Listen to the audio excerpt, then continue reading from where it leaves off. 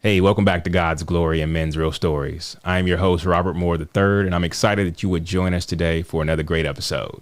So if you're new to this community, I want you to know that you matter here and your story matters, no matter what chapter you're in. So today, I want you to sit back with a community that cares about you in hopes that you feel God's love as well as see God's glory in men's real stories. So my special guest today is a brother whose content intrigued me. It truly resonated with me too much as I watched a lot of his content, and we've never met before. But after a statement he made on a podcast he was on, I knew I needed him to come down and sit down with me and to unpack just some of those things that he said a little bit more. So here we are, and I'm excited to welcome Jon Rush to the episode. What's up, my guy? What's going on now? I'm pumped to be here. Thank you for having me. Yeah. No. This is exciting. It's funny how I see people. I listen to things, and sometimes I think to myself, wow, what would it be like to actually talk to them? Yeah. And then every once in a while, I may shoot them like a message like, yo, would love to have you on my podcast. We'll just see where that plays out. We'll see what God does with that. And I love it when people are like, yo, I would love to come. Yeah, I love it. Stop playing. Like, show me how much you would love. I'm going to shoot you an email. Here we are. And here we are. So introduce yourself. I'm going to let you introduce yourself. Yeah. My name is Jon Rush. I just turned 31. Born in the 90s. I was one of the last classes, I think the last class of high schoolers that grew up without iPhones. So it was there, but only like the rich kids. Right. And or sidekicks. You remember those? Oh yeah, the flip out. Yeah. I was a pager kid. And I had a BlackBerry. At a time. Let's see. My wife and I, we've lived in Charlotte now. We'll be 4 years in January. Got two little girls, 4-year-old and a 1-year-old, Sailor Rose and Zaria Zeal. And lived in Minnesota till I was 10. And then I moved to Orlando, Florida. So I've seen a lot of different parts of the United States. And then my wife and I met in Rockford, Illinois. We were on staff at a church there for 10 years before coming to be on staff at Elevation Church, which you're familiar of. Right. A little bit. Yeah. A little bit. And both my wife and I serve on staff at our Ballantyne campus, and I'm one of the pastors there. Okay, very cool. I think that's a lot of stuff. That is a lot. So, okay, so now I know Vikings, not Panthers. Wow. October 1st. You've already started. I don't know when this will hit, but October 1st, I will be there to watch the Vikings play the Panthers. That comment, it probably won't hit till October 1st. You're going to wait and see how it plays out. Yeah. If we win, man, it's going to come out immediately. Yeah. Man, that didn't age well. Yeah. But no, that's cool. So what is it that, I noticed that you said you went from Minnesota to Orlando. Yeah. And it's crazy how a lot of people don't go from Minnesota to Orlando, maybe until they're retiring or something like that. Right. Like what sparked a move like that? A lot of divorce and dysfunction in my family. That's true. Okay. Wow. Yeah. We're out here now. We are out here now. Okay. So, that's how I am. Okay. Yeah. So you ran that far to go to the Heat to come. Well, so I was in 6th grade when we moved. Going into 7th grade, and my mom moved us there to marry my second stepdad. Okay. And that's how we got there. Wow, there's a lot of story. There's a lot. All right, well, let's go ahead and get in there then. Yeah. So you left Minnesota when you were 6 or in 6th grade. Yeah. Okay. So what was it like? What was the culture change like? Like going from, and what was your upbringing like? Yeah, I mean, we went to a very word of faith, very my memories of growing up in the church that I do remember, it was very political. I remember it as white Republican church. That's how and kind of weird too. I remember the offerings being weird. I remember one time a dude dumped the money out and slid in it. I remember I went to the school for a little bit. They walked us as kids. I don't know how I remember this, probably because it's traumatic, but they tried to teach us to speak in tongues by repeating after them. Very, very strange things. And most of my memories until I was 16 about church were all bad, just bad. Okay. And so yeah, it was weird. I mean, we would hand out at Halloween. I remember we would hand out like abortion pamphlets. Like that was like how we like. Wow, that's just like hardcore. The view of God. Yeah. Wow. And then all wrapped up to basically where my parents were living somewhat of a lie. You know, they were going to church, sending their kids to Christian school, you know, trying to do the thing, and they weren't happy, they weren't healthy. And so they divorced when I was 6, and then we moved from the Minneapolis, so we were in the cities for my first stepdad to rural Minnesota, and that was a big culture shock. I talk about that a lot when I preach, and because it always allows me to. It was just a pivotal moment of my life, that transition when you go to a new school. Right. But then I went from being in the city to being in this smaller school where all the guys were like farmers and football players. And here I go with my like 3-in-1 illustrated version of Lord of the Rings, you know, like, and you know, got bullied there. And that was real formative in my life. And I mean, so much. How I can keep going, Rob. So, like, yeah. Okay. So wait a minute. But based on what you just described, as far as your upbringing in church, what was the pivotal moment that got you back? Because after experiencing a lot of that, which sounds somewhat familiar, scary enough. Yeah. How do you find your way back? Because I think that's the moment that like we can look back and be like, wait a minute. Like, yeah, I mean, I remember being in 10th grade and I wrote on my MySpace. MySpace. I did like even then though, you know, God's gifts were still active in my life. I just didn't know they were God. Right. And so I've always been a writer. You know, crushed the essays. They always put me in the advanced honors. Like I never thought about it as a gift. One of my pet peeves with school is that we have this class. I think it's different now. Like honestly, like your kids, my kids, I think they're adapting. But like when I was growing up, there was one class called art. And if you were bad at it, you were not an artist. And there was no one around to tell you that art takes many shapes and forms. And so I didn't think writing was art. I thought writing was writing. And I thought writing was essays. But that was a gift of mine to express myself. And so on my MySpace, I would write these little, I didn't even know what they were.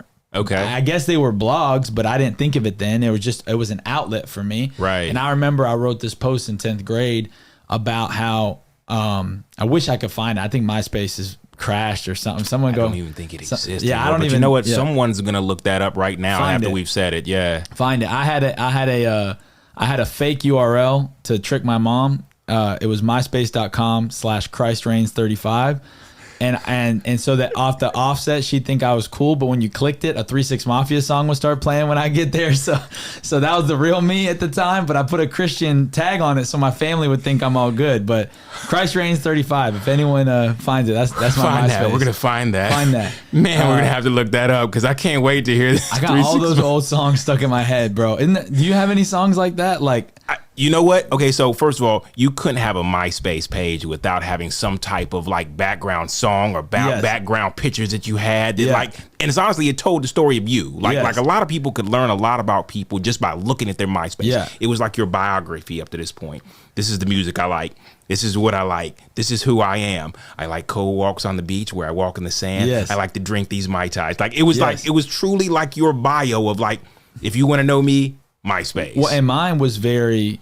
And I know we're everyone listening, we're getting there. This is how my brain works. I circle things and I get back to them. But my MySpace was very Orlando, very eclectic. Orlando, growing up in Orlando was such a blessing that as I look back, because it's one of the most diverse, eclectic places. People are moving from around the world to work at Disney. Yeah. And there's all these different cultures. I mean, Spanish was being spoke as much as English in my school, and being right there near the House of Blues, I got to go to a lot of concerts. Like, so on my MySpace page, I had 3 6 Mafia. I'd have like a pop punk band, and I'd be wearing like an oversized like Hollister polo popped with like girl jeans on, and I'm like, it was just like, or I was so grateful looking back to grow up in just such an eclectic place. You know, like it really was in a lot of ways, really good ways, very accepting in Orlando. Whereas it felt like in Minnesota, you were judged. You had to be like a certain way. The cookie cutter way. In Orlando is kind of like, there is no rule because everyone's from somewhere else. Right. And so there is no like normal. It was very cool.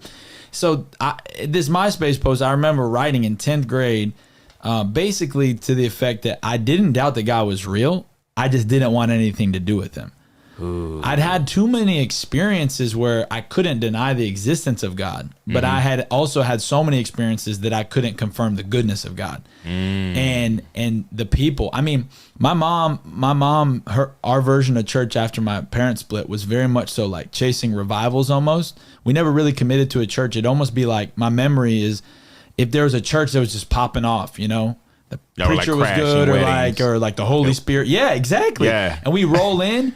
And I remember, I have more memories of leaving church in the middle of a sermon than I ever do of like anyone's names, because it was like, if we like, we I don't out. like the vibe here. But then like the churches that apparently my mom liked, and she's still kind of this way, and I've said all these things to her, so if she listens to this episode, you know, this just ain't nothing new. Right, you know? right.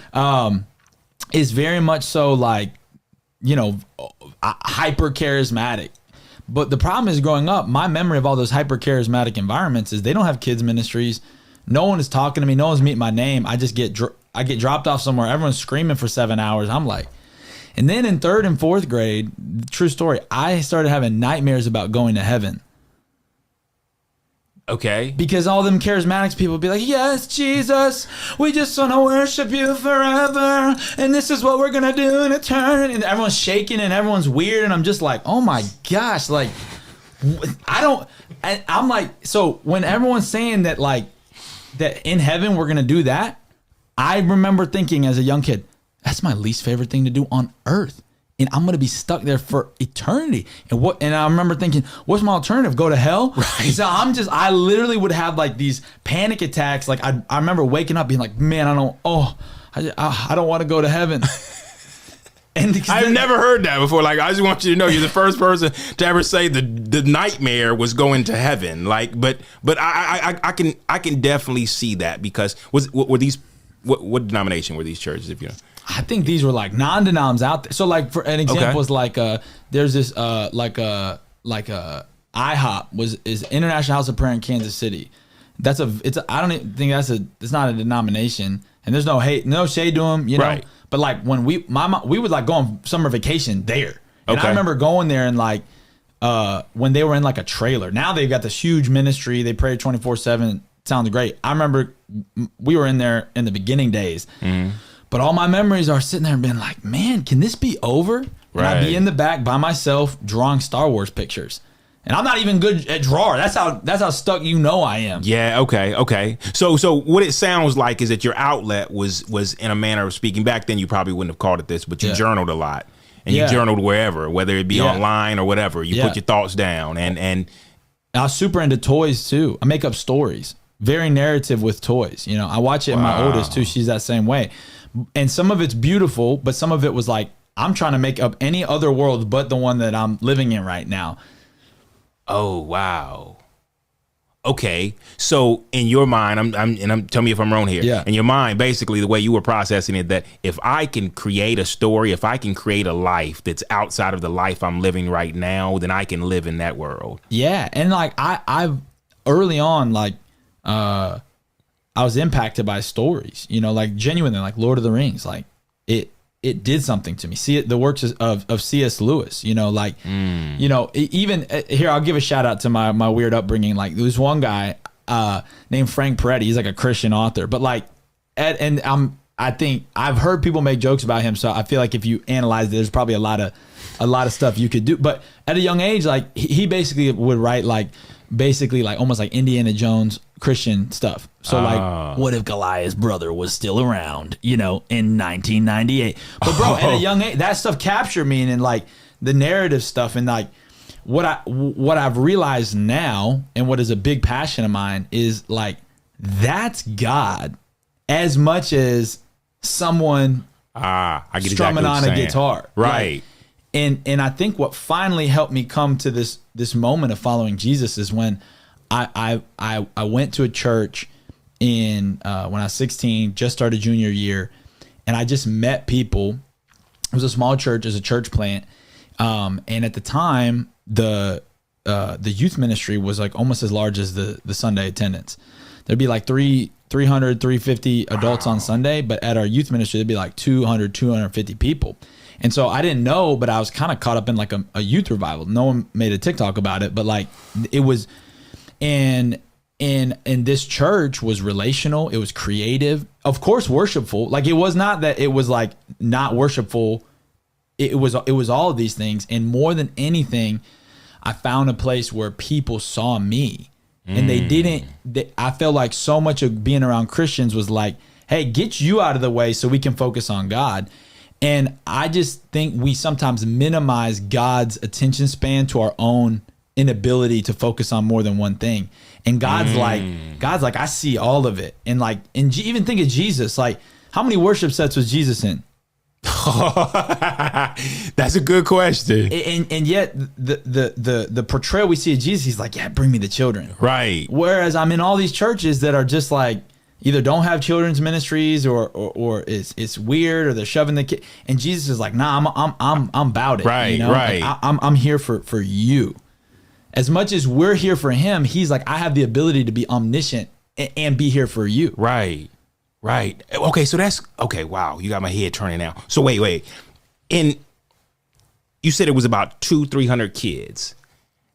And I'm guessing that meant that there was like a staff that was like literally breaking down these kids to be able to like have like, was it like small groups or anything like that? Yeah. So they split middle school and high school. Okay. And so it was a brother and sister, Megan. She was the high school pastor and Garrett was the middle school pastor when I got there. And there was a staff. Wow. What I later found out is pretty much none of them got paid, but they were staff, you know. And okay, it was a church plant. But I'm like, dang. So at one point, I'm like, man, I had 3 youth pastors growing up. I'm like, how did my small church afford to pay them? And then I asked, and they're like, oh, they didn't really pay us. Like, what do you mean? Like we were like just volunteers. Yeah. Okay. And that still happens today. I mean, Absolutely. like because like when you're passionate about pouring in, Yep. It's not about how much you get paid. I mean, I don't, and I can say this from the standpoint of like, I go every Wednesday to pour because it's a desire of mine. Absolutely. But I couldn't imagine now. I'm not gonna lie. I couldn't imagine having like 100 middle school boys though, like by myself. Yeah. I think about just like the number 16 that we've had. Sometimes I've had 16 boys and I'm like trying to like rein them all back in. And it's like, yo, no way. Yeah. But like, so you said that's what kind of like turned things around when people started to not just focus on God, but also focus individually on you. Yep. And I noticed that a lot of people say that it's hard going to a church where you're just a number and you feel like you come and you go. Yeah. And you're not seen. And then you never feel like, okay, when I'm struggling with things, I'll come back here. Right. Because they see me. Yeah. But of course, in their head, I'm not seen here anyway. Yeah. So where do I go? Yeah. Yeah. I mean, we went to me and my friends went to that church because this really hot girl. I don't think I'm not even mad at you. No, I'm not even mad at you. Say her name. That's. I think everybody in the room is laughing now because they're like, "Wait, it's my story." Yeah, if you hear laughing, I brought some of the crew. Okay, he's the first person to ever bring an entourage. I didn't think that would ever happen, but like I have a room full of people and it's awesome. See, but you know what's so interesting is this is what my youth pastors taught me to do. Is they have families, they had lives. And they didn't have all this extra time to be with me. But what they did is they integrated me into their life. So some of my most formative conversations with my youth pastor growing up is when I'd be like, man, I really need to talk. Be like, oh, I'm about to hit the grocery store. You want to come talk with me? Yeah. And come with. And so like, I got three of my adult youth leaders in here and then 2 of my students. And I'm like, especially now having kids, I'm really busy and my family is my priority, but I refuse to let the people God's put in my life not be like a priority. And proximity is powerful. And I think that's another thing that was about this church is that every other church, it was about the service. It was about the sermon. It was about the worship, but no one knew each other. Right. And some of that is because my mom didn't keep us around long enough to find out, you know, check the temperature. And I will say that maybe for parents listening and this, one day I'm going to have to process my own children's faith journey. Right. But this was also the first church I went to without my mom. Okay. And so I think there's something to that too. As a teenager, you know, I'm not I think kids should go, you know, with their parents. Right. But I do think that there is a level of, as a parent trying to build their kid up in the faith, you have to create some space for them to make choices, you know? Yeah. And so I think there's something to that. Okay, so with, and you said a lot of it was because your mom didn't make the choice, because in the past she would have checked the temperature, and if it didn't fit her vibe, she was out. Yeah. You made this choice, and so you stepped into this church because of a girl. Yeah, this girl, and she had money, and she would do anything with you. Wow, we are out here now. Anything with you. I have a specific, bro. You're out anything. Here. and you talking about like me and my homies were like, we were virgins, and when it suited us, we made it seem like that was like a choice. Mm-hmm. Like, right? Hey, this is my choice. Yeah, you know, it's like, you know. But then, like within the crew, we were like on mission. You know, like how can we? And I was like, the way I describe growing up is like, I was always around all the crazy stuff. But I just never, I was not the friend who smoked. I was the friend who held the bag. Like that. In 8th and 9th grade, I made up to people at school that I did shrooms so people would stop asking me to smoke. Right. Because you just tell them you want something else. Yeah, exactly. Because I was like, there was this thing in the pit of my stomach, which I think that is another good thing, is like, hey, right, wrong, or indifferent. My mom had on some level put the fear of God in me, that I'm like, my life is over. She's taking my gaming computer. This is bad. So I'm like, I don't want to. But also, like, it didn't seem to this day, it does not seem interesting to me to be intoxicated or completely under the influence of something. Right. Living life in a way that you won't remember it and you can't recall it. That just never seemed, and still doesn't seem appealing to me. Well, you know what? I don't think it's so appealing. I think it's a way to separate. Yeah. From what people have been through, what they're currently experiencing. So I've never met anybody that was just like, the taste of this is awesome, man. I just can't wait to down some vodka or Everclear. I can't wait to take a shot. Like, no, I think a lot of times it's a way to separate yourself from what you're going through. Yeah. And if I can distract myself with this and make it to where I've forgotten everything that happened, sign me up. Yeah, that's right. And because I talk about this a lot here, it's easier than facing what's really bothering you. Yes. It's a lot easier. Yeah. That's like a $20 bottle. Yeah. That is a headache going back to feel what that felt like, or why that, because a lot of times it goes way back. Yeah. And you know, I noticed how even you were describing it, how like I've been through a lot of crazy stuff. Yeah. But a lot of times we can talk about the crazy stuff we've been through, but we've never really processed through it, like how it like created us. Like, okay, this right here set me on this path. Yeah. But I even love how you said, like, and by the way, I have to go back to this now because it's ringing in my head. I love how God will use women to get us into church sometimes. He will use the craziest stuff that we just look back and we're like, wait, really? A woman got me into church? Like, but that's a story I hear a lot. And you know, God, if that's clearly how you figured out how to get us there, I say keep doing your thing, but like there comes a point where we got to stop focusing directly in front of us and look up. And God will use the gat. You know what I mean? Like, he will use it. He'll use a what? He'll use that gat. You know, he'll use it. God will use it. He'll use it. He'll use it. You know, but you know what though? It's crazy how we look back though at what got us there. Yeah. We're like, wow, that's not really necessarily what's keeping me here now, because now I'm here on my own choice. I've received something. But okay, so in all of that, okay, girl got you there. Yeah. What kept you there though? So I basically all my friends had found. Several of my friends had gotten what they wanted from this girl or someone from her friend group at the church. And nice. And we had been there long enough now where people were starting to talk to us, and they didn't really like that. And so, whereas I think in me, I still hadn't, you know, made the connection with the girl, but I do think that in me was I was intrigued. Because okay. I was like, okay, maybe I like this. Maybe I want this, you know? Because again, I was not necessarily out to get God. I thought he was out to get me. Like, I thought I wasn't trying to disprove him. I thought that he was just he didn't want anything to do with me. So I'm around these people. And so I went on this fall retreat. It's like a 2-day weekend, like summer camp. And the girl went. And this is a 100% factual story. I could have people like, I'm still like, so fast forward for a second, like Garrett, the middle school pastor, he ended up being my youth pastor. He ended up being my first boss in ministry. He ended up marrying Amanda, and I talk to him to this day. He was just with us at Youth X on summer camp here at Elevation. I brought him with me. Nice. We went to Orlando, and I'm like, I need all the So he's still in Orlando? People. No, so he's in Phoenix now, but I said, I'm flying you out. I need you to make me help all these people get there safe and come back alive. And so nice. And so anyway, I'm on this fall retreat, and it was like it was overwhelming, you know, because I didn't really know people, and it's one thing to slide into church, but then you're like, I'm all around these people. And so shout out to everyone who tries out a new church, man, who tries a new community. It's very overwhelming. Yeah, you know? It's like going to a new school. It's going to a new school, and you hate that feeling. But and so anyway, like up until the last night, everything that I'd seen, I was kind of writing off as like, oh, I've seen people, you know, I saw people crying. I've seen all this, like this is all fake.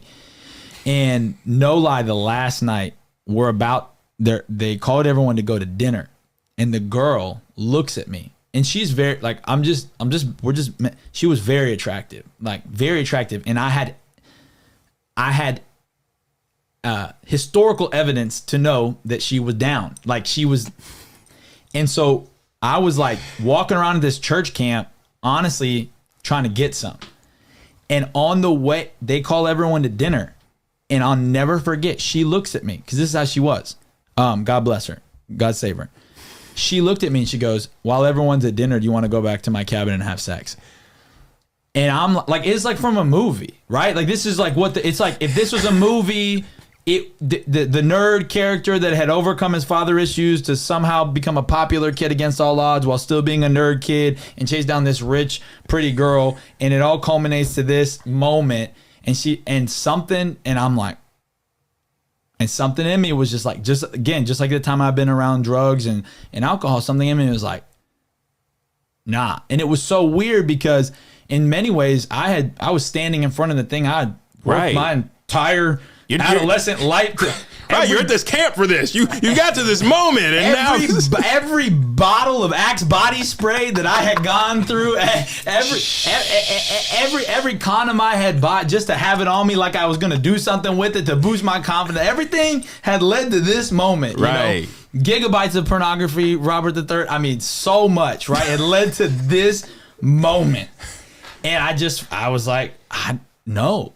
And it was that night that they did the first altar call for salvation. And I remember distinctly thinking, I'm like, I've seen this all before. This is not for me. And I remember sitting in the very back. I was a kid with his arms crossed.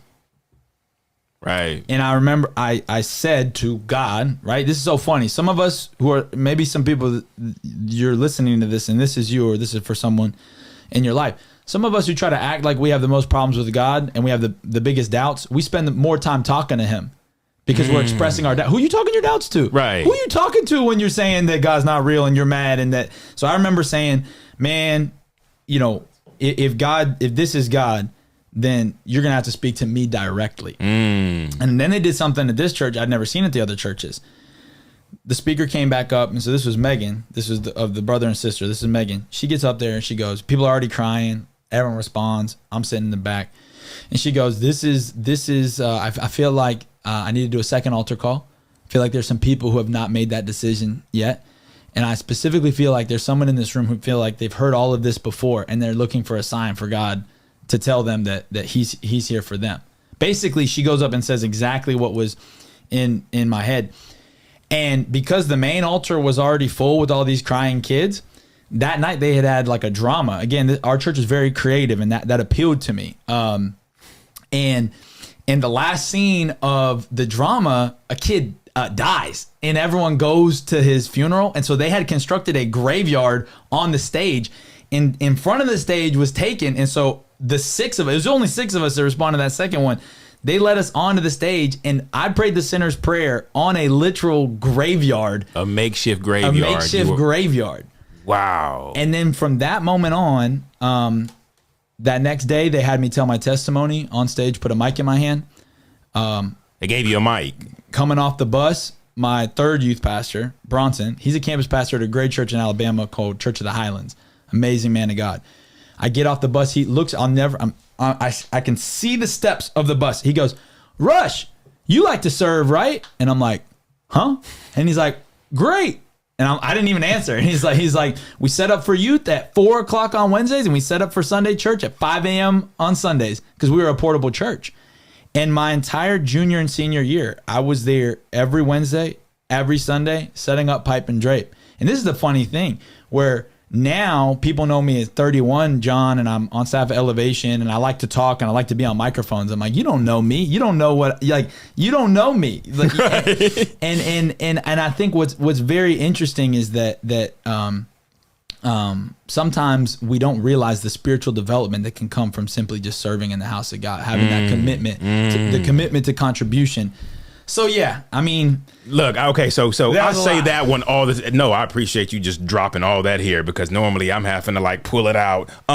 Okay, so I love how you just said that, you know, just in that yes to serve, there is so much that can happen in that because I know a lot of people think, well, what's the big deal? More importantly, like, I don't feel like waking up early to do this, or I don't feel like going there to do this. And I tell people all the time, there's a blessing in your yes. Yeah. There's a blessing. And it may not look like what you think it's going to be, but there's an opportunity for God to continue to use you in a way to where he needs you to, he just wants to see if you'll do this. Yeah, I know it's uncomfortable. Yeah. You gonna do this? And by the way, I know everybody's in the room just thinking like, hey man, what happened with the girl though? You know, you just kind of like just, whoo. I mean, like you said no, and was it just like, bro? I think she stopped coming to church after that. I think some like she really didn't come around much. I don't know if I don't know if there was something about, you know, I was one of the more recent guys that she was trying to get with, and I chose Jesus over her. I don't know if that just rejection offended is heavy her. too. I was about to say, man, like that rejection was probably by heavy. A virgin. Wow. Imagine. Wow. I can't imagine the story she was telling everybody. Like, can you believe him? The nerve of him. He's never even had any. I would have been his first. That's what I'm saying. Wow. Rejected for Jesus. I'm sorry. Wherever you are, I'm sorry. I'm so sorry. Real, it happens though. Maybe you should have made the same choice. Yeah. Like, wow. Okay. But no. That's real though, because I believe that's how it's supposed to be set up sometimes, where we have that choice. Yeah. And you could have easily made that choice that same night. You could have made that choice to go back to her room. Yeah. You would have missed the altar call. Yeah. That's crazy. It is wild. It's very wild. That is super wild. So that brings you, so you eventually make it from Orlando to Charlotte. Now, was this after you were married? Yeah, so the majority of people that had started the church in Orlando were all sent from a church in Rockford, Illinois, which is just outside Chicago. In Rockford, Illinois, in that church, they have a master's commission, which is basically like a Bible college, and they would send leaders out. And so my two youth pastors, they were from there, and Megan and Garrett, they both ended up going back up there because our church in Orlando was basically like our senior pastor, who I have fond memories of. He's still in Orlando. He was just kind of felt like his time was done. And so no one really wanted to take the church. And so the church became a location of another church. And so that kind of like ended up releasing a lot of people. And so they went back up to Rockford. And my senior year, I was most of high school, I was genuinely trying to become a professional Halo or Call of Duty player. And that was before it was like anyone seen that. And so I lost more. There was not social media. It was so much harder to make money, but we were out there. We played a national championship in the Gaylord Palms in Orlando. Like we were committed to this. You know, I was playing 6+ hours a day, but when I was 18, I'm like, that's the only thing I've going for me. And that's not even going, like, it was not what it is today. You couldn't make money off the internet like right. You could, you know? And so I was about to join the Army because I was like, I'm not going to college. Classrooms, I just got out of that. I don't even know what I would do. And Megan, my youth pastor, she was in Rockford now, and she said, hey, I think you have the call of God on your life to do ministry. You should move to Rockford and intern. And I prayed about it. I really didn't know. But ended up being there for 4 years interning. And then along the way, met my wife, Amanda. She came from Pennsylvania for the same leadership program. I was committed to dating and marrying the woman that was the best leader. Okay. And she was smarter and worked harder, loved Jesus, loved people more than everyone else, man. Nice. So that's the one. I remember a really cool tie in this will tie in how much it means for me to now be in Charlotte is that when I was 18, Elevation Church was celebrating their 5 years of ministry and released a documentary called This Is How We Changed the World. And I got the DVD. And Pastor Stephen was one of the first, I call them YouTube preachers, because in my mind, I had known a television preachers, and I don't really like what I saw. That was kind of crazy, But Creflo Dollar's out here still doing his thing. He is. And he's come along, shout out Creflo, but and shout out Joyce Meyer too. I guess she's still out here, but there was some of them that just really were just kind of freaky, I know Benny Hinn's still out there. Why did we both think Benny Hinn? Like, whoa, it's crazy. Okay. I saw him try to cast a demon out of a baby for crying. And I remember sitting there being like, I'm like, I think it's just a baby. Like I just remember being like, I don't think there's a demon. I don't think you should do that. I just think it's hungry. Just give it a little banana wafer or something, man, or let the mom nurse. I don't know, bro. Like, ain't no demon in that baby, Benny Hinn. But he was famous for casting stuff. I'm talking about dropping crowds. And I used to be like, okay, so I don't ever want to go to that church because I don't know what will happen if I'm in the crowd. And, I was always faking me. it. I always had to lay down and fake it, act like I see everyone falling over. They used to line us up at some of these churches they bring us to. And I remember that guy fell, that girl fell, and I remember thinking like, what, I'm just going to be the only one to stand? And I'd lay down and sometimes give a little shake just to make them leave me alone, So wait, I got a story like that where me and my brother was standing right beside each other, and this dude was dropping everybody, and I remember looking at him like, what we gonna do? What we gonna do? What we gonna do? What we gonna do? And he came to us, and he touched him, and he didn't go down. I was like, well, we're not going down, man. We're gonna be the last two standing in here. And it was just like, yeah, I didn't know how to fake that. I felt like if we faked it, they would have known we're faking it. Get him back up. Like, oh, wait a minute. No, I'm just gonna stand up, and we're not gonna even play along. I want to know where that became like ministry methodology. There's someone smarter than you and me who might know that, because in the New Testament, the only people that really fell over because of the power of God is people who had demons in them, and then Ananias and Sapphira in Acts chapter 5 who died. So I'm just curious as to where we drew this revelation of that being a manifestation of the power of God, because it's just not really in the Bible. I'm not saying it's all fake. And I'm really scanning right now. I mean, okay, I just recently read, what was the kid's name who fell out of the window? 3 stories. Yeah, he died. But he died. he fell out of boredom. That's true. Hey, that kid. That's true. He's my mascot for church growing up, bro. If there was a windowsill in them churches I was going to growing up, I would have fell out and I'd be dead. Yeah, okay. Me too. Okay. So, wow. That was funny. Okay, so, and I don't even know where we were going, but you know what? Okay, so let's take a turn this way. Yeah. You said something on a podcast, and I was telling these guys about it when they first came in here. You said something to the accounts of a lot of our testimonies. They come from our past. They come from things we've been through. They come from things God has seen us through. Yeah.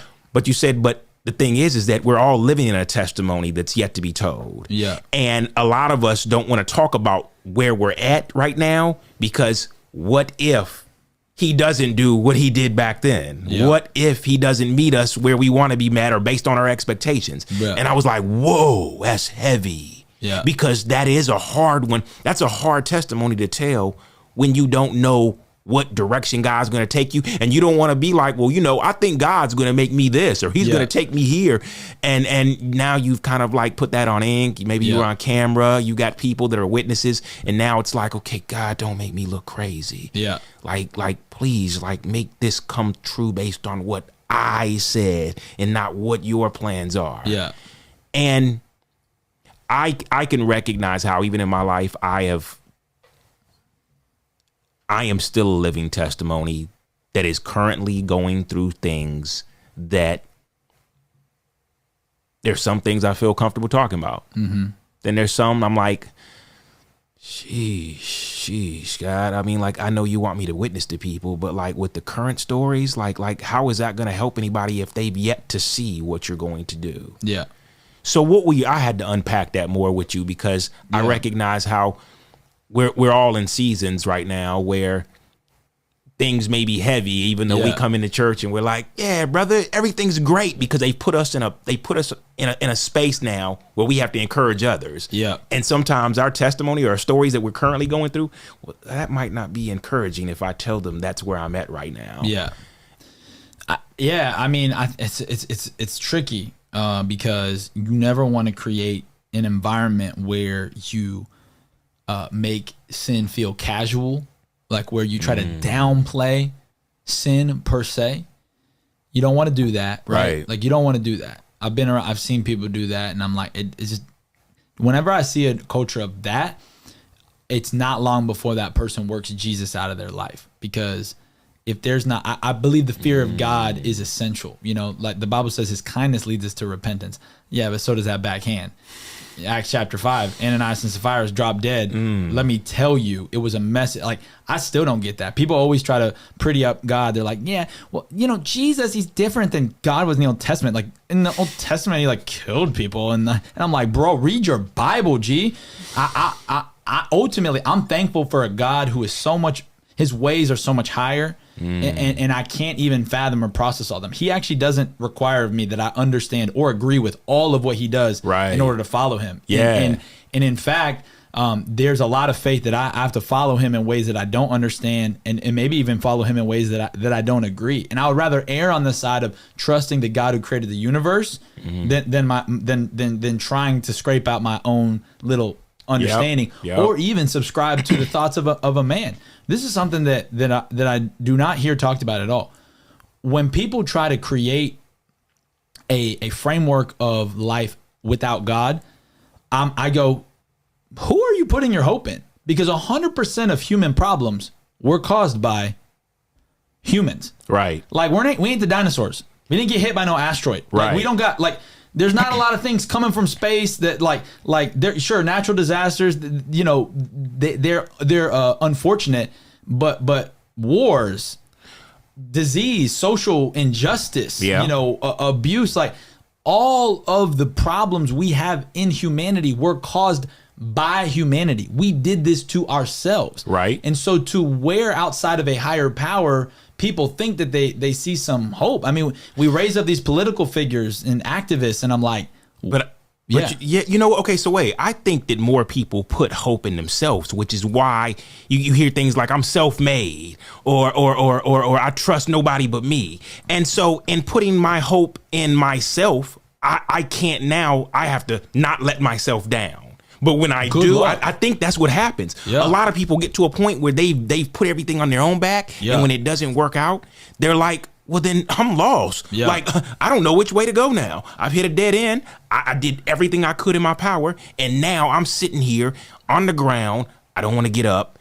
And I don't know which way to go. Yeah. And I don't even know if I should get back up. Yep. And I think that's where, as somebody told me one time, it was me hitting rock bottom that I realized that rock was God. Yeah. And that was the only way back up was through him. Yeah. And so I think a lot of times it's in our demise of, oh, I'm self-made. Yeah. I can work this out. I've got all my hope on me. I put the house on me.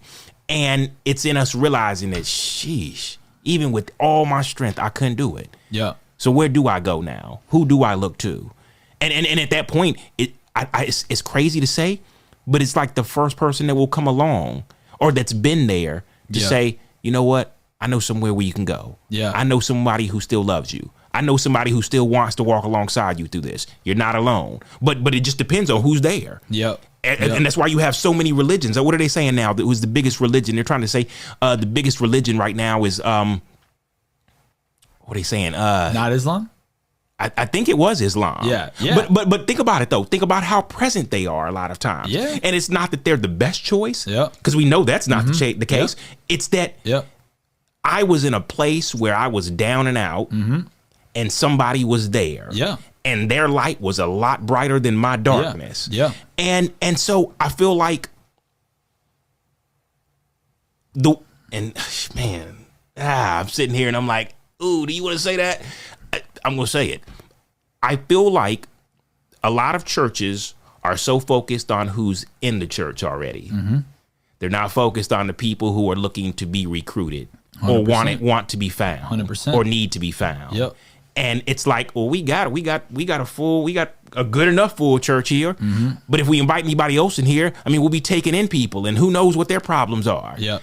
And that's crazy to me, because I'm like, all right, well, I know how I got here, and I remember the problems I got here with. And I didn't totally hide them, but the only way I was able to blend in was by hiding them. So the only way I can come in here is if I hide all my problems and just hope that you guys will nurse me, not knowing what my problems are. Yeah. I mean, you're talking my language. I mean, I as I'm getting into my 30s, I feel that topic is probably the focal point of my life, which is not which is helping the church not just be so focused on hoping people show up, but instead reclaiming our New Testament identity of being people that go to where people are. And this is where I think that in many ways certain churches were at their best during COVID, because we didn't have any choice but to get to where people were. I think some of the biggest and best innovations in certain churches and some of the most real and authentic care and personal individual discipleship happened because we had nothing but that. And it was that crisis. And, a rapper that I like, his name's Propaganda. He has a song, or he has a lyric in a song where it's essentially like to what you're saying. It's actually a really cool song. Him and Lecrae did a song called Gangland. And it's talking about how a lot of the modern gangs, the Crips being the focal point of this song, were actually community groups that were organized to protect people, specifically the black community. Mm-hmm. And that song is kind of addressing how the church in many cultures in America has been absent. Right. And so he has a line in there, something along the lines of like, at least the nation was there, or like, or something like meaning the Nation of Islam, you know? And even right now, Andrew Tate is this massive figure in masculinity on social media. And he is this morning, he tweeted about Allah. He's a full, like, converted Muslim. And how many pastors in America don't even know who Andrew Tate is? Right. And yet pastors are trying to do an exposition on the end times. And Andrew Tate's speaking to young men about these times. Right. And as much as the end times and eschatology matters as a framework and a worldview to understand that there is a bigger identity, I get all that, but these guys are being told that as men they don't matter in society, and Andrew Tate's saying you do matter, and here's why, and then he says follow Allah. So he's in their life. He's in these streets. He's literally recruiting them. He's right there. He's going out there to, he's shepherding them in. Who's ever there when you go through crisis is oftentimes going to be the one. And that's why I think we've got to address this. I think the church has got to figure out how to do all the great things that we're doing in terms of creating environments for people. Right. But we've got to not just create environments. We've got to go conquer environments. Yes. We've got to go out there and help people see. But okay, so you're right. That is I don't know if that's the first step, but that is a step to take. But it's in our vulnerability that we're able to meet people where they're at, because most of these people don't feel like they're anything like us. Yep. Yeah, if you knew what my story was, if you knew what I've done, if you knew where I'm come from, you won't even be talking to me. So that even depiction of where people are coming from and thinking that, you wouldn't accept me though if you knew this. And that is because maybe I've already had an experience with the church where I recognize that, no, they cast me out. And I've realized that, man, it's a tough one right here, because I meet a lot of different people in the church. And I recognize that some people understand that it's in meeting people where they're at is what makes people want to drawn to you. It makes people realize that, okay, I can be open about who I really am, my authentic self, and not hide behind and put on this church boy. I got to put on my church clothes to come here and smile and act like everything's okay. But it's in me saying, no, it's cool. I want you to wear exactly what you were wearing yesterday. I want you to be exactly who you were yesterday, because I'm comfortable with that person. I want you to be comfortable with that person. Matter of fact, let me tell you a little bit about me before I got to this place where you think I'm perfect right now, because I'm far from perfect and I'm still working through things. But that's the whole purpose of sitting down here, because a lot of times if people see you as a guy who's perfect, Pastor John, he's got it all together, then they never feel like God can use them the same way. Yes. I don't I don't tell people I'm a pastor if I just meet them out. Like if I meet someone on an airplane, I could be even flying somewhere to preach. Yeah. And I would start by being like, yeah, I'm going to go talk to some young people. Right. I'm not ashamed of the gospel. I just know that if they don't know me, if I say I'm a pastor, it shuts the conversation down. And then what will happen is I see it time and time again.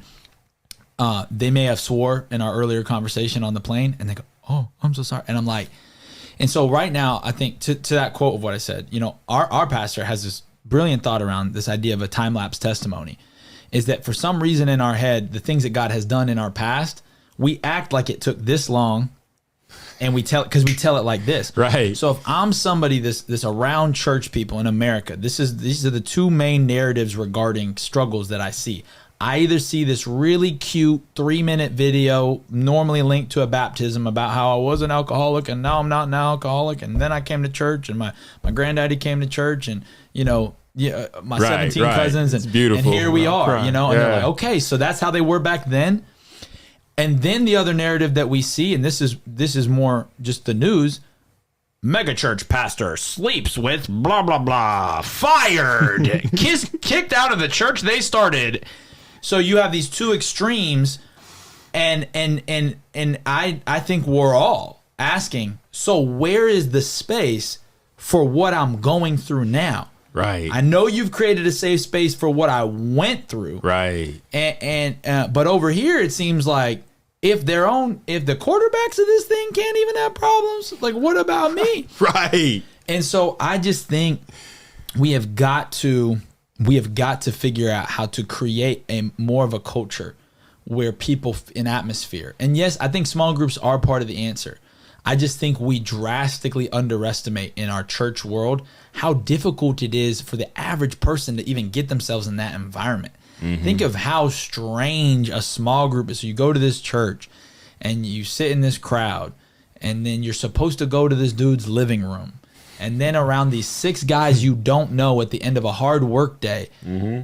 without any alcohol, you're supposed to sit there and talk about what? You're supposed to talk about how the fact that your dad hit you causes you to want to hit your kids, and you don't know how to feel about that. You hate that part about you. Oh, but the fact that you hate yourself makes you even more angry, and that anger actually makes you more wanting to hit something. So how can I tell somebody that, who do I tell about the fact that my favorite social media app has no content filters, and I look at porn all the time, even though I don't go to pornography sites? Who do I tell? And I think that one of the ways that we can help either the new Christians or the uninitiated is that we've got to figure out how, as saints, as followers of Christ, we've got to normalize some level of conversation about what we're going through mm-hmm. right now. And I don't think the microphone is always the best place to do it. No, not necessarily. But it's got to happen, though, because without it happening, then we stay perfect, and they're trying to reach where we're at instead of us coming to where they're at and meeting them in that and saying, bro, this is nothing new under the sun. Yeah. I've either struggled with it or I'm still struggling with that right now. I'm dealing with that same thing. I can't get off Pornhub or nothing. Yep. And so don't feel shameful that you're still struggling with that, even though you're here in the church and you're wanting to do better and you're trying so hard, but that's a constant struggle. Yeah. It's a struggle for a lot of us. Yeah. And so it's maybe now that you understand what I'm struggling with as well, maybe you now feel safe to come with me and come to me about the things, and maybe we can hold each other accountable. Yep. Maybe I can remind you who you are in Christ instead of reminding you who you are when you feel down and you feel low and you're sitting there in that dark space and you're doing what you don't want anybody else to know about. Yep. And so, I resonate with that because here's one of the things that I think is also we need to be more self-aware of. Sorry, I didn't mean to cut you off. No, you're good. You're good. Is the testimony of the past? It's much easier if we really think about it. The testimony of the past, there's a lot more bits about it that make us look good. We're giving God the glory, but it's a little bit like, hey, I did this. Right. I did look. Right. Whereas when you're sharing what you're going through now, the only one that could get the glory is God. Yes. It's the only way. Yeah. Because you have nothing to draw glory from. Right. Because you're in shame. You're in sin. Yep. And this is why I think that the devil is so focused on shutting those stories up. Because the past testimony is important, but the miracle people need is not to hear about what God did for someone 7 years ago. It's about what God is doing for them today. Right. It's about how they look their wife in the eye after the conversation about porn. It's how they look their kids in the eye and say, like, man, I'll be the first one to say in this podcast, man, there have been times where when you lose it on your kids. Now, praise God, I've never laid hands on my kids like that. Like, I'm not hit my kids. I'm not going to hit my kids in the name of Jesus. But there's been some times where I have let my 31-year-old issues out on a 4-year-old named Selah. That's my kin. That's my blood, who has done nothing to deserve that. And we've got to normalize the fact that in that space is some of the most powerful miracles God will ever do. Because not only is it me asking my daughter for forgiveness, and it's not only me asking for Jesus' forgiveness in this moment, but it's a full circle thing of me having to accept forgiveness.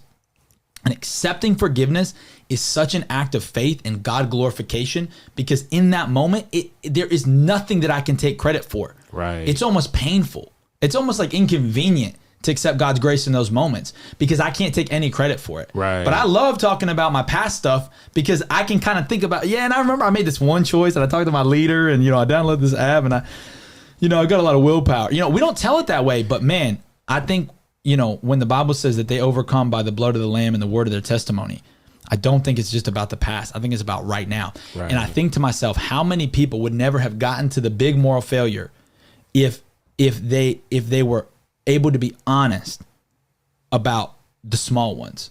And I will say this on record. I'm so thankful for my wife that she has always been willing to hear me out on whatever it is that I have done wrong. I've told her everything. Since we've been married, I have honest to God been honest with her. And one, that's discipline on my part, but two, that's the environment she creates. And I am shout out to her. Shout out women. I don't know if women listen to this, but they do. Women, we need you to create that safe space. Right. Because if you create a safe space for the small failures, that is how men avoid the big failures. Right. If they feel like they can come to you with the small things, that is how you can build a marriage that will never even get to the point of having to tackle the big failures. Last thing I'll say in this is adding some Bible to it. Judas and Peter committed the same sin. They betrayed Jesus. Wow. That was heavy. They did the same thing. Yeah.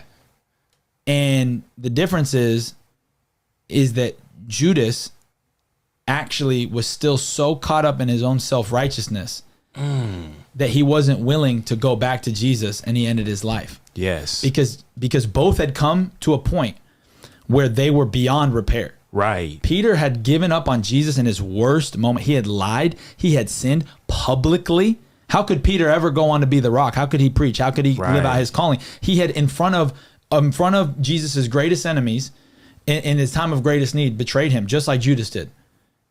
Yet Peter was the one who had enough faith in Jesus to say, "As I am, I'm not worthy." But and so I think Judas's main sin wasn't that he betrayed Jesus, it's that he was too prideful to actually go to him with what he had done. Because what is the character of our God?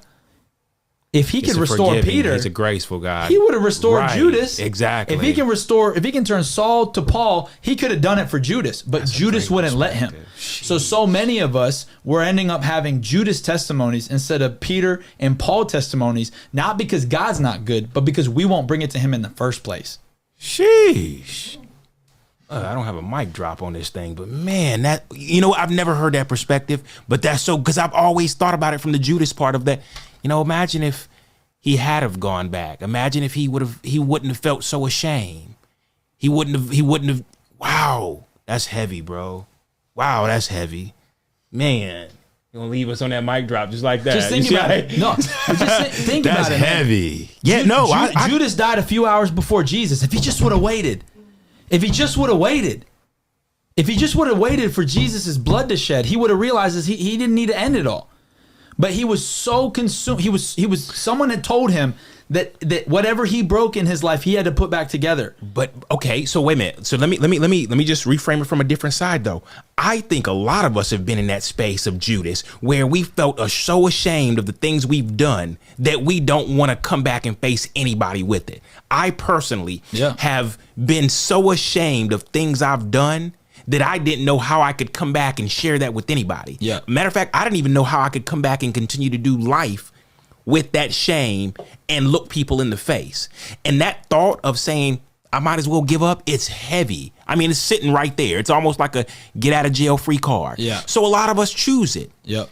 But it's in realizing, it's almost like there needs to be somebody there to remind you who you are and not how you see yourself in that moment. Yeah. But we've got to accept it. I think the deeper pride, especially among men, is not being ashamed to talk about what we did, but it's admitting that we are powerless to change the narrative. It's like if you got a brother who has got more money than you, yeah, you'd like him to pay off some bills, but not really. You're not going to go to him. It's embarrassing. Yeah. That's a humbling thing to have to go and ask him to do that. And it's almost like it exudes your power to him. I'm now telling you you're more powerful. And that's hard for some people because of our ego. Yeah. And we live in the Western world that we live in, this hustle culture. That will be one of the greatest barriers to people coming to Jesus, because we would rather find our salvation in Jake Paul, who's a self-made man. Not because it says anything about Jake Paul, but because of what we feel like it says about us. Right. But the path to the cross admits that I actually can't get there without Jesus. And I think it's less about admitting what we are carrying. And for many of us, it's actually more about admitting that he's the only one that can carry it. Yeah. And we can't do it. We can't bring it back. And okay, wow. How much more time we got? Okay, so look. Okay, wait. Okay, but wait a minute. I don't think that it's not that we can't. It's just that we've been taught that a man is to carry his own weight. Mm-hmm. We have seen this, and it wasn't just what we hear. Because I tell people all the time, I can tell my kids all day long what to do. It's what I show them. It's what they sit back and watch that they pick up. Yeah. It's what we've seen, and a lot of times we pick up that and we carry that. Yeah. That is something that we have carried from our grandfathers taught our dads taught us. Yeah. We watched them do it. If our dads were in our life, if not, we picked it up from another man who was just like our dad. When it comes to like his tendencies, but it's never been taught to us that we can't do life without the help of another. Like, we can't do this without him. Yeah. That's something that I had never heard until I had to realize that while I was down there. And I was like, I can't get back up without your help. I think it's even deeper than that. Okay. To me, what you just described is the essence of original sin. Mm-hmm. Adam and Eve didn't bite the apple because they were trying to get high. They didn't bite the apple because they were trying to have like sex. They were doing that. They felt good. They had endorphins. They were like, all original sin is a simple choice of man, meaning like humans, surveying God and saying, nah, I think I could do that better. And so I think the chip we carry as men is, yes, we're meant to carry it. Facts. But I don't even think that's like a man thing. I think that is called being a rebellious human, that in our very DNA, in the perfection of God. I mean, think about sinning when you're naked and unashamed, where you've been given dominion of the world, where you're having crazy sex with your wife that God handmade for you. And then God so knows man's ego that he said, yeah, I'm going to name her after like you. You know that there's something to Adam. He's kind of like, dang, she was made for me. Talk about finding the one. He did find the one, the actual only one. Yeah. Imagine sinning when the God of the universe that you walked with and you saw say in all of his creation, say, actually, that's not good that you're alone. I'm going to help you out with that. Right. It is not because of, sometimes we focus so much on sin being about pleasure and like us trying to feel good outside of God's will. No. Sin is not about pleasure. It is about pride. It is about us. And I think this is what's weird, though. I think there's a little bit about that spark that God likes it about us.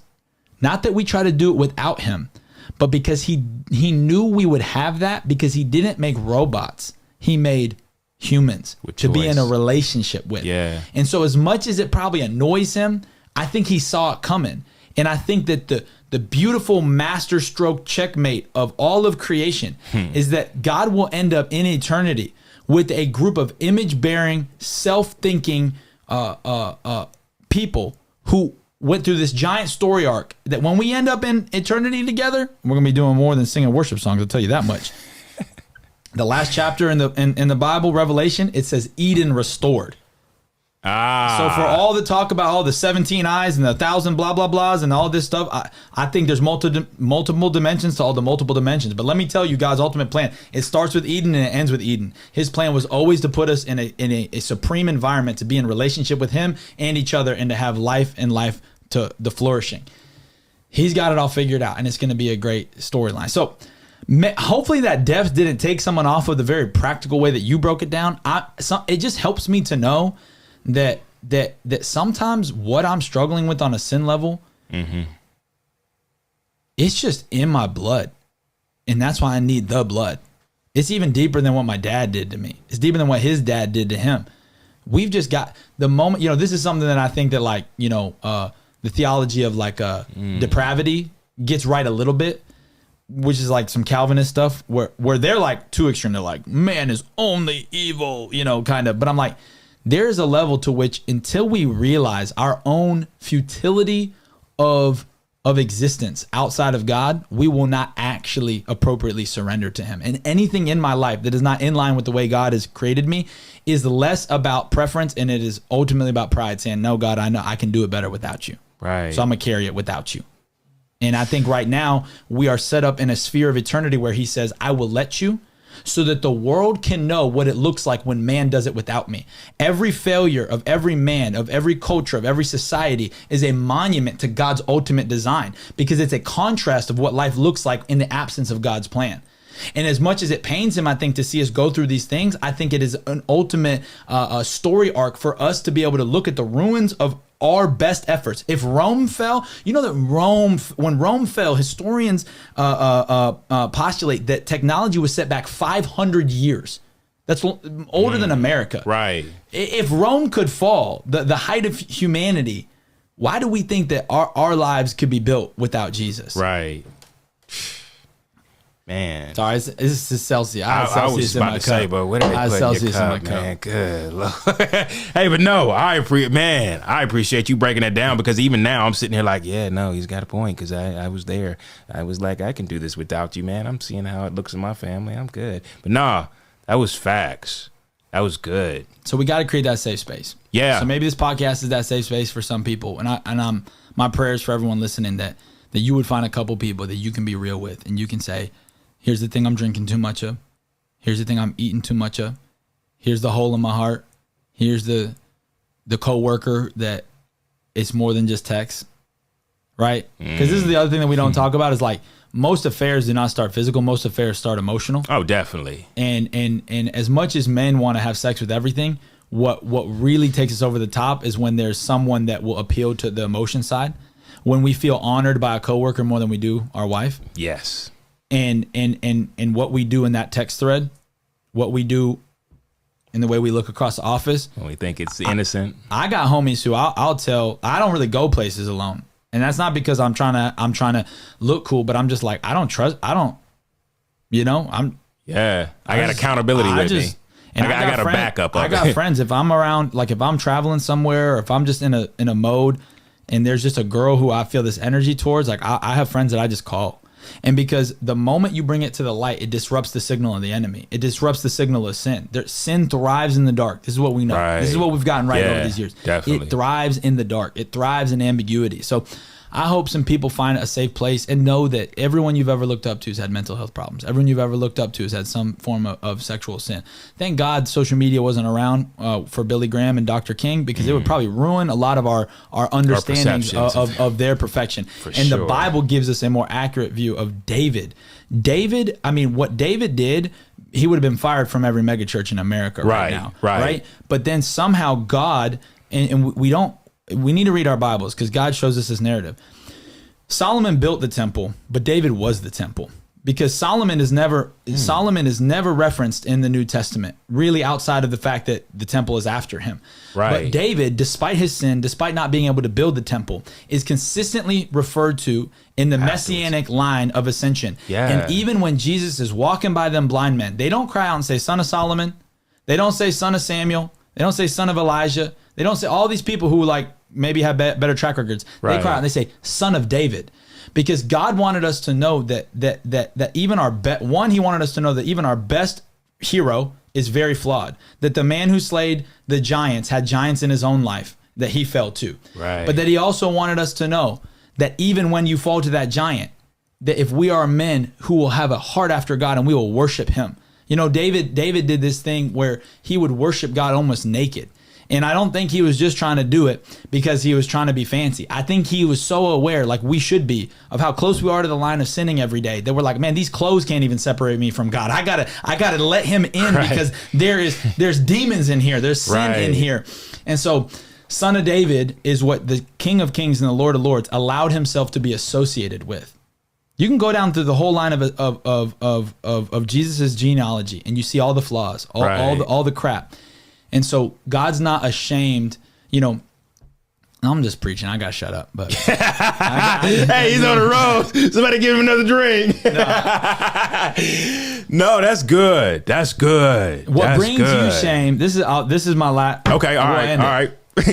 What brings us shame actually brings God glory. Yeah. Because when we bring our shame to him, it is us honoring him and remembering the sacrifice of the cross. And yet we hold our shame and keep it to ourselves in church and in Christian cultures as if we're doing God any favors.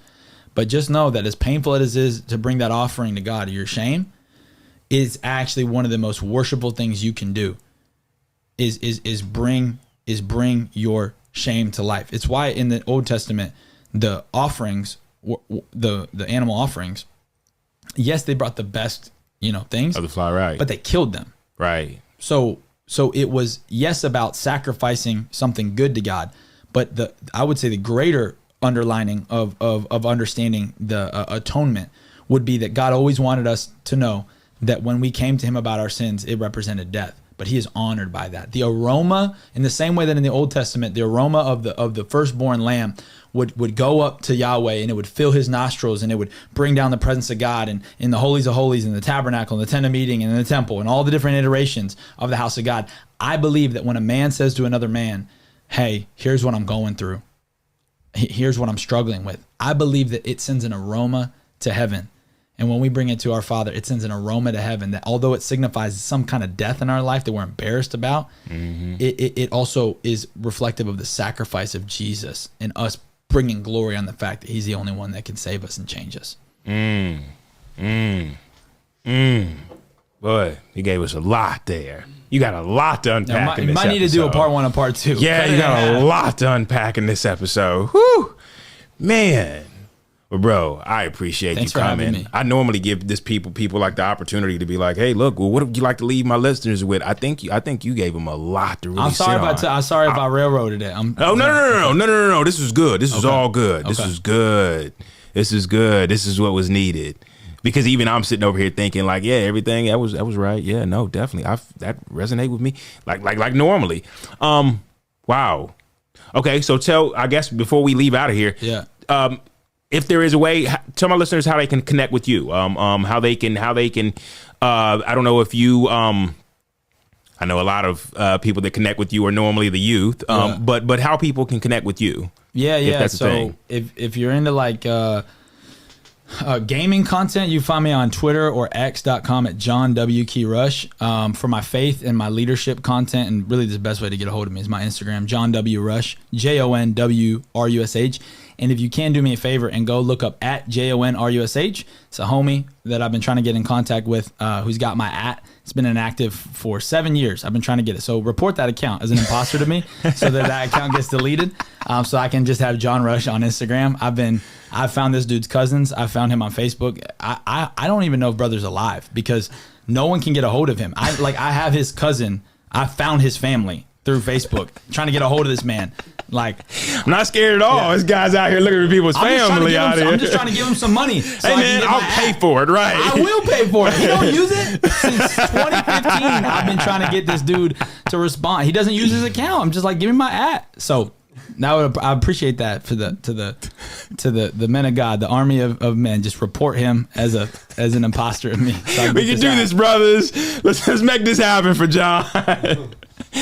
Well, cool, bro. I appreciate you coming and sitting down with me, man. This has been awesome, man. I look forward to listening back to all this because now I got to take notes because I didn't bring my pen and paper. But, brother, I appreciate you sharing this time with me. I appreciate you sharing your vulnerability with all of my listeners. And like he said, you know, hey, look, it is so important. I'm gonna jump on that again to find that safe space. You know, a lot of us aren't as lucky to find it at home, but you've got to find it. Don't make that an excuse. Well, my wife's not that. Don't make that an excuse. So, that said, man, I thank you guys for listening. I thank you for the time. I thank you guys for rolling with us here, and we'll see you on the next episode. We appreciate you listening today and hope that if you enjoyed this episode, you'll like and subscribe and also listen to past episodes. We hope to bring you great future content as well. Please comment your thoughts on this episode as well as leave any prayer requests below so that this community can pray alongside you. Also, don't forget to follow us on Instagram, Twitter, TikTok, and Facebook at God's Glory and Men's Real Stories. Brothers, we understand how the thoughts of even facing your own past and current story and the pain and hurt that come along with this is no easy task. But you're not alone, as you hear in these episodes. Nor has God forgotten you or left your side, as He's in it with you, fighting alongside you through the storms of life. He loves and has already forgiven you, no matter what you have done, and He wants a relationship with you. Your healing, freedom, and growth are important to God and to us as well. Maybe you're considering giving up or need someone to talk to. Here are a few resources that exist that we hope can shine a light into that dark place you're in. The National Suicide Prevention Lifeline number is 1-800-273-8255. If you need support but are not in crisis, consider reaching out to a warm line with individuals who would love to talk with you. Speaking to someone on these calls is typically free and confidential and run by people who understand what it's like to struggle in life. Find a local number by going to warmline.org.